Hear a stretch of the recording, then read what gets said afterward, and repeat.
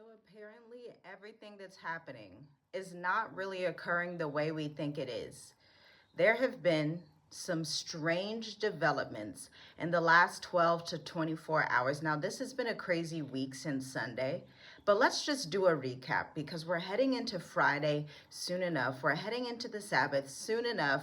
We're heading into the weekend. So let's do a recap. Just remember, Sunday morning, you learned that the world was at war because Israel and the United States had tag teamed to jump Iran. Then we learned 48 hours later, not only did they jump Iran and airstrike Iran, but they took out a leaderboard of 40 leaders for the Islamic government in Iran, the clerical government, including the previous Ayatollah, which is their leader, his family, mostly only mainly his son survived, and a few other people that were part of another leadership board. But then a few days passed, maybe one day passed, and they were like, oh, we also took out more leaders that were getting together to understand how they could put the country back together so that they would have a president. And the US and Israel were like, no, boom, boom, boom, airstrikes. You're not going to have anybody stand in his stead. Now, his son is still alive, and they're going through the voting process to see if he will be the commander-in-chief. But the military is still active because they still have their leaders in the military, essentially, or they were able to swap them out really quick. And so it's like, okay, our leaders in the military, we're going to keep them so that we can send these airstrikes not only to Israel, but to every military base in the region, like Dubai, like Abu Dhabi, like Egypt, like Qatar, like Yemen, like Syria, like Pakistan, because the Pakistanians even stormed the US embassy.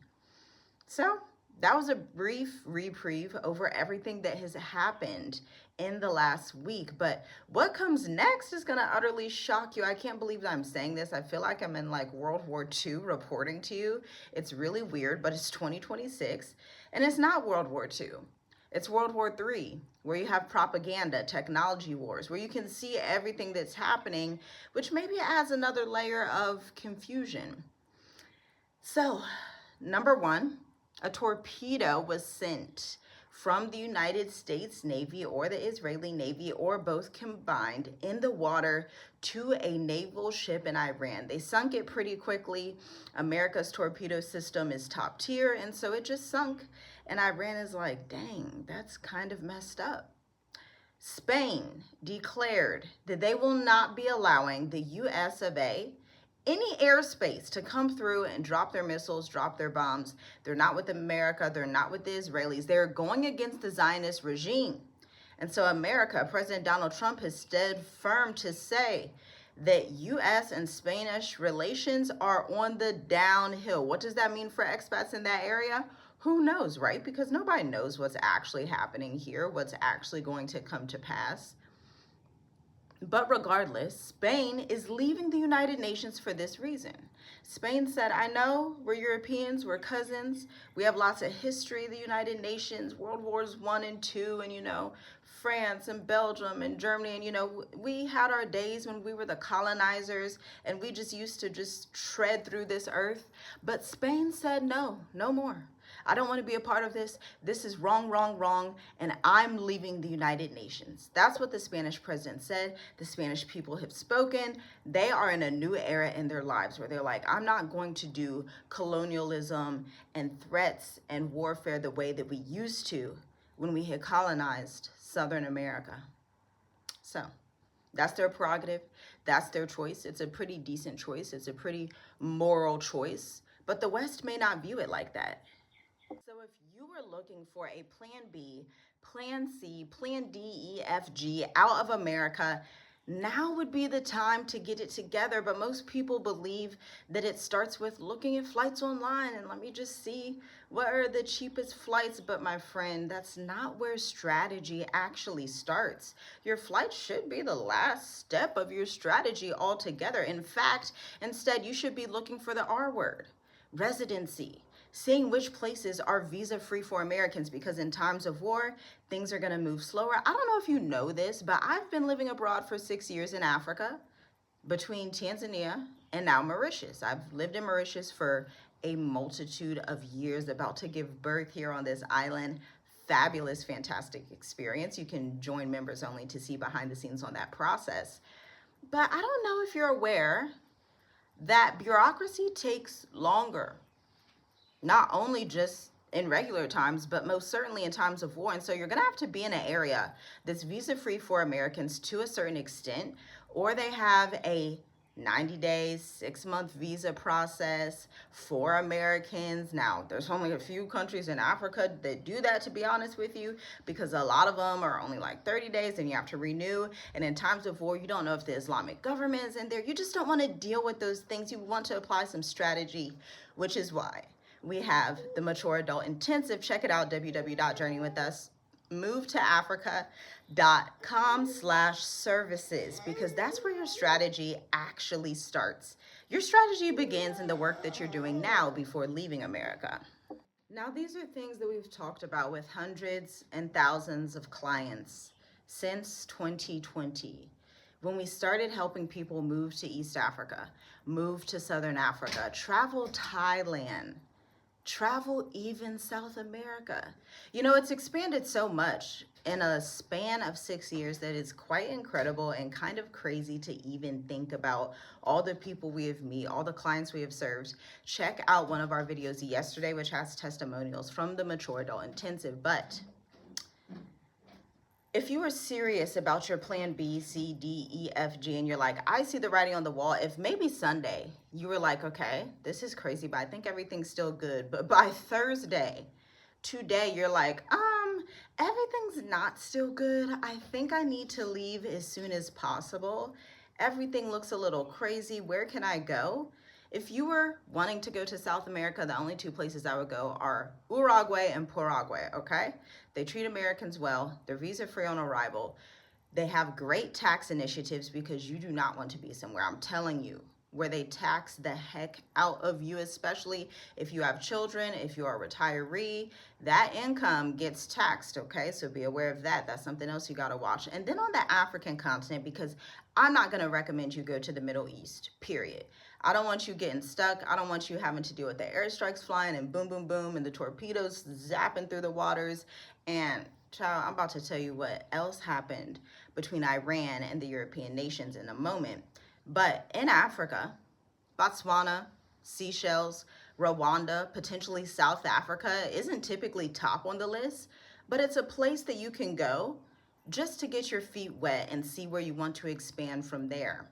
But the easiest places on the continent are going to be Botswana, Rwanda, Mauritius, Seychelles, hands down, Namibia as well, because they offer 5-year and 10-year residence permits. In fact, Mauritius has a 10-year residence permit for retirees who are age 50, yes, not 65, 50 plus, self-employed entrepreneurs who invest in the country or have an innovative idea, 10 years, and their premium digital nomad visa, which is renewable every year for about a span of 3 to 4 years, depending on when you come into the country, okay? But things like this in the World War III era aren't going to continue being around forever, so you have to get doctored in right now.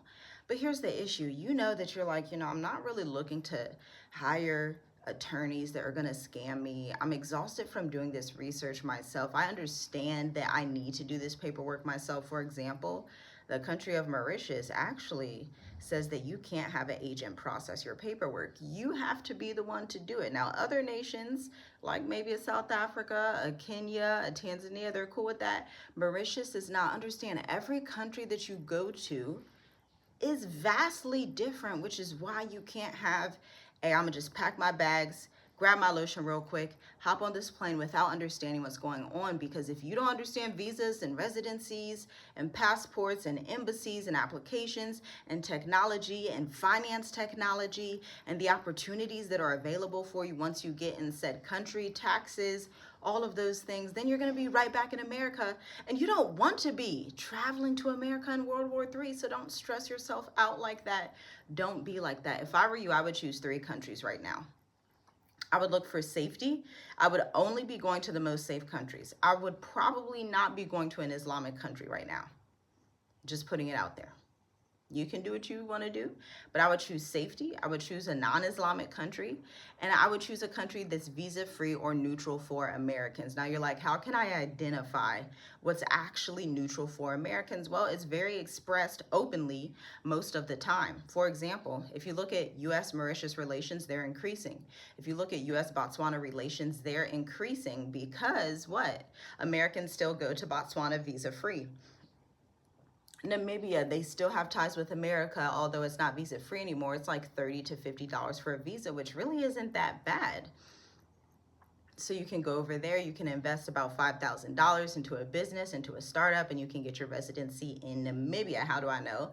Because I looked at it. This is what we do literally all the time for ourselves and for clients. You can head over to Madagascar and purchase property and get residence. You can head over to Madagascar and start a business for $5,000 to $10,000 if you wanted to, if that's the route that you'd like to take. Seychelles as well, okay? There are a variety of options out here, but the Middle East is off limits. India is off limits. Sri Lanka is off limits. All these places are off limits. The fact that Qatar launched their 10-year innovative permit and Abu Dhabi and Dubai recently, no, it doesn't matter. They're off limits because what? Back to safety. They don't meet the requirement for safety. Senegal and West Africa could be decent, but again, it's a Muslim territory. And so if the Muslims decide that they're about sick of you as a Christian and as a Westerner or as somebody that believes in the Bible, period, then guess what? They're going to tear down your embassy and they might be looking at you sideways and they might not be that safe to be around, okay? Now, the country of Tanzania that I had lived in years and years ago during Magufuli's time in office was partially Muslim and Christian. It was like a 50-50 mix, okay? And so that was like the most Islamic country that I've ever lived in. Mauritius is not so. Mauritius is more Hindu Christian and like real small amounts of Muslim, like really, really, really small. And so these are things that you have to take into consideration. So your top 3 countries should be based on those 3 parameters. Next, what are you looking at? You are looking to see which cities are livable in said countries. What are the best expat cities? What are the best cities that are a little bit further out from expat cities? Now, I'm one that does not like to live in the capital city, okay? I didn't grow up in a capital city. I grew up in a small suburban town, very wealthy, with about 12,000 people. That's it. Okay. And so when I got into the World War and saw how these cities are, these capital cities, I was like, oh no, I got to go back to the suburbs.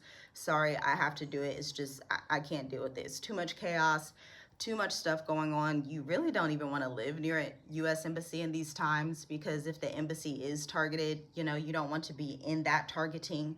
So don't live near U.S. embassy because they have been storming U.S. embassies in Nigeria, Pakistan, obviously all over the Middle East. There are sleeper cells as we are speaking in America. There's just too much tension when you're around U.S. government organizations, except for when you need to renew your passport, except for when you need to do a certificate birth abroad, which we have done so many times or are about to do again for our 6th child. And yeah, just understand that. And then healthcare. Who has proper healthcare systems? Like, if you lose your finger, are they going to know how to repair it? What is the healthcare system like? Is it clean? Do they know what they're doing? Is the quality up to those standards? This is why clients typically who work with us are a project manager, a previous government employee, a veteran, somebody that takes strategy and planning very serious, because this is single-handedly the biggest move of your life. Don't let nobody tell you it's not. It's the best move we ever made, but it's the biggest and largest thing that we have ever done for our family to date, moving to the continent of Africa and staying consecutively for 6 years. And you know, we don't do the hop around thing, 30, 60 days in one place, 90 days here, 90 days there. We actually stay and get residency and stay places for years and years. Now, the reason that we left Tanzania was the corruption. It was so daggone corrupt, which is why a lot of people have left Tanzania, people that were living there. It's easier to invest there and then go back and fly back to Dubai, Morocco, Seychelles, Mauritius, Rwanda, and have that be your home than to stay there and deal with that corruption over and over. So you also need to look at the corruption index. Now, I should explain that corruption is not just unique to Africa only. Corruption happens in the Philippines, some of these countries that are developing, but look for the least corrupt countries that you can go to. This is what we cover with our clients in the State of the Diaspora and the Mature Adult Intensive side by side. Seeing these rankings and ratings throughout the years, because these things matter. When you see these things up close and you see it with a group of people around you, you're like, okay, this makes sense. This doesn't make sense. Let me go here, not there. If I want to go there for vacation, fantastic. It's a great thing to do, because understand also when regimes change, and we've experienced this firsthand being in Tanzania, when it went from the President Magufuli to the President Mama Samia that's there today, they have actually had a type of genocide just in the last couple of months under this new president, okay, in Tanzania. So understand, when new presidents come into these countries that are not as developed, and even America, when a new president came in, he switched everything around, right?